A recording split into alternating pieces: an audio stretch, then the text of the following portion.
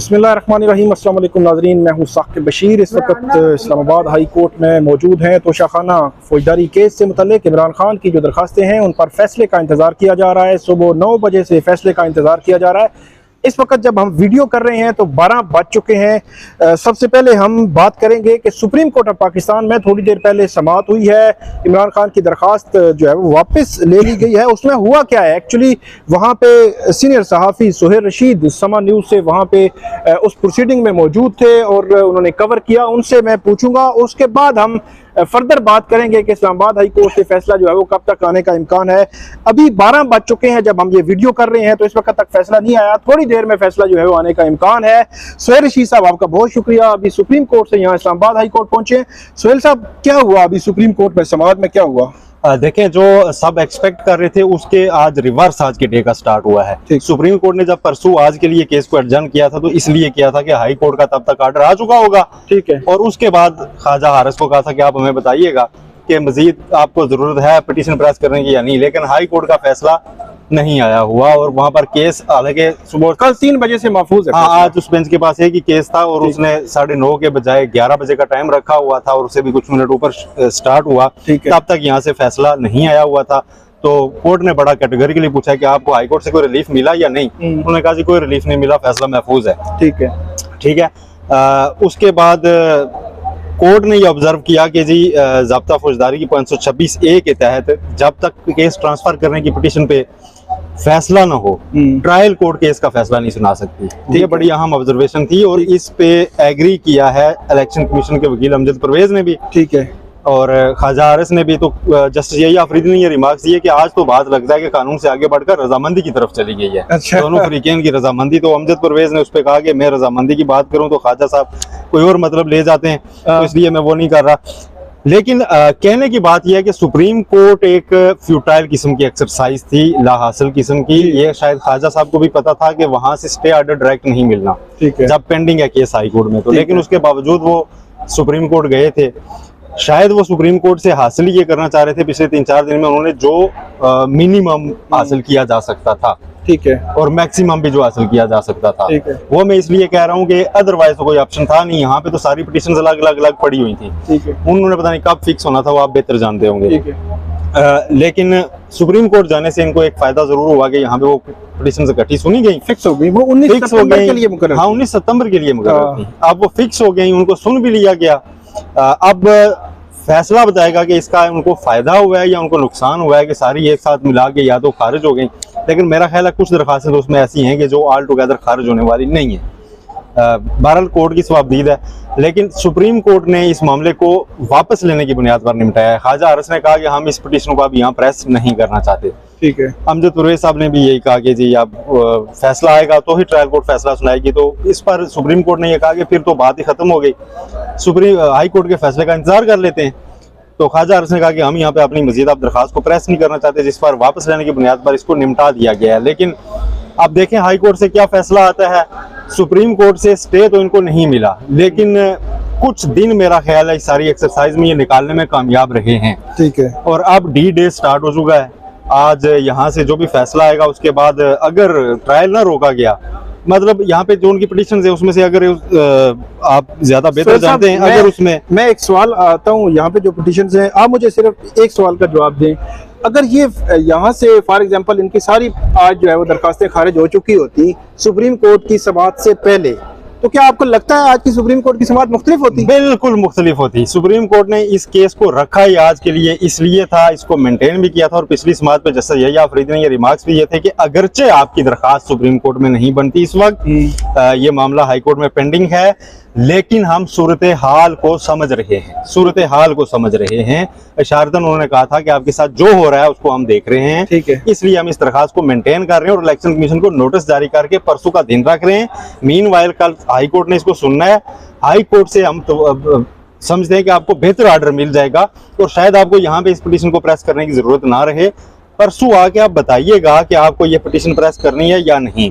High court का फैसला महफूज ही रहा तो ख्वाजा हारिस ये बताने की पोजीशन में ही नहीं थे कि हमने इसको प्रेस करना है या नहीं। फाइनल सोल्यूशन के तौर पे उन्होंने उसको विड्रा किया है, ठीक। तो अगर यहाँ से जो आपका सवाल है, अगर वो फैसला आ चुका होता तो समाअत बड़ी मुख्तलिफ होती उस फैसले में से जो है ना, हो सकता है कि वो जाके कहते थे कि हम अभी एक नई पिटीशन इसमें साथ दिया, कल ही आ गया होता तो आज वो डाल चुके होते कि हमने इसमें एक सीएम भी डाली है या कोई और डाली है कि हाई कोर्ट ने तो अब इसको ऑल टुगेदर उड़ा दिया है, तो हम उसको चैलेंज कर रहे हैं और अब हम स्टे दें। फिर सुप्रीम कोर्ट की जुरिस्डिक्शन इन्वोक हो जाती कि हाई कोर्ट से मामला निमट चुका है, सुप्रीम कोर्ट का दायरा इख्तियार बन सकता था, पहली समाअत होती जिसपे उनका दायरा इख्तियार बन चुका होता और उस पे वो कोई भी ऑर्डर पास कर सकते थे, जिसमें से बड़ा क्लियर कट था पिछली समाअत की। अगर मैं बात करूं तो आप वहां पर थे। बिल्कुल बिल्कुल।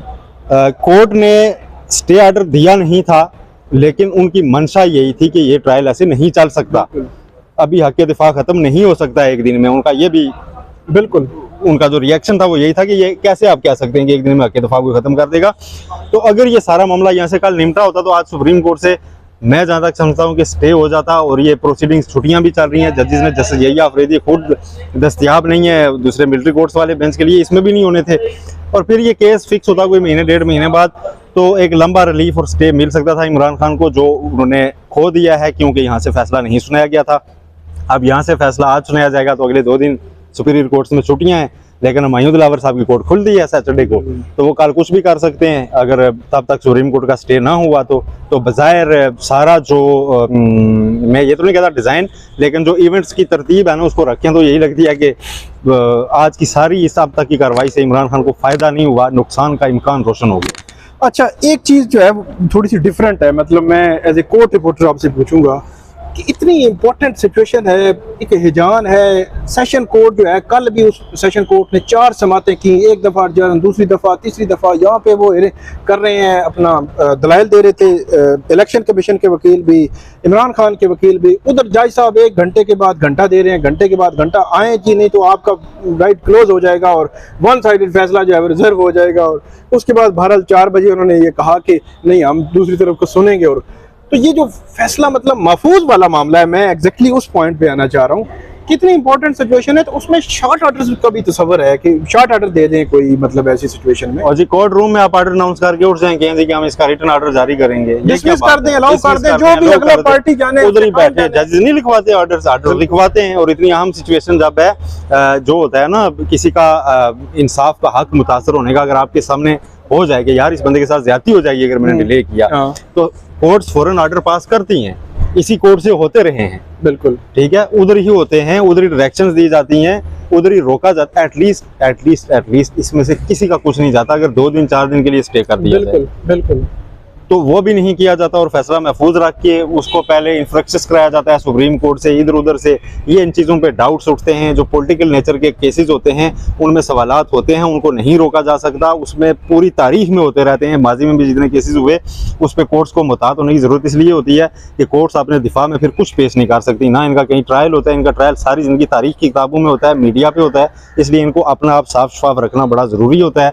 और उसमें विजिबल नज़र आना चाहिए कि आपने किसी के साथ हाथ पाँव नहीं बांध दिए हुए थे कि तू इधर भी नहीं जा सकता, उधर भी नहीं जा सकता और तुझे सजा ही दिलवानी है। तो सवालात उठ रहे हैं, बहुत सीनियर तरीन वकला जो है आप बड़ा खुल के कुछ जजेस का नाम ले रहे हैं, जो कि बदकिस्मती है कि ये ऐसी सिचुएशन इमर्ज हुई है। और एक तो मैं आज सुबह पढ़ रहा था कि अज्जा एहसन साहब ने 2 जजेस का नाम लेके कहा कि मुझे लगता है जितने लोग तपे होंगे कोई इनकी पिटाई ना कर दे। तो ऐसी सिचुएशन भी बन रही है, मतलब अब नहीं बनना चाहिए था, नहीं बनना चाहिए था। लेकिन देखें कोर्ट्स को भी अपने एंड पे ना चीज़ें क्लियर रखनी चाहिए।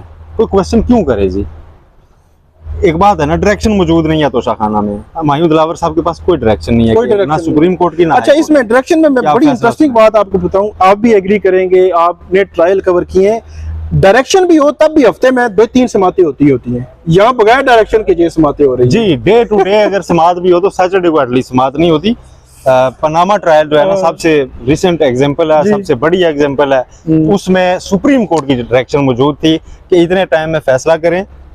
सैटरडे को समात नहीं होती थी और ट्रायल में उन्होंने टाइम लेते रहे, जाके फिर लेते थे हफ्ता, 2 हफ्ते, महीना टाइम लेते रहे। और जब कंक्लूड हुआ एविडेंस, उस दौरान हाई कोर्ट में तमाम अपीलें लगती रही, वहां से डिसाइड हुई, उसके बाद फैसला सुनाया गया। जितना भी मशकूक आप उसको फैसला कह लें, उसमें आप इस चीज़ की कोई नुक्स नहीं निकाल सकते जी कि फलां दिन उनकी जो ना उनको टाइम ही नहीं दिया गया था कि आप जाके अपील नहीं करना, ऐसा कभी नहीं हुआ था।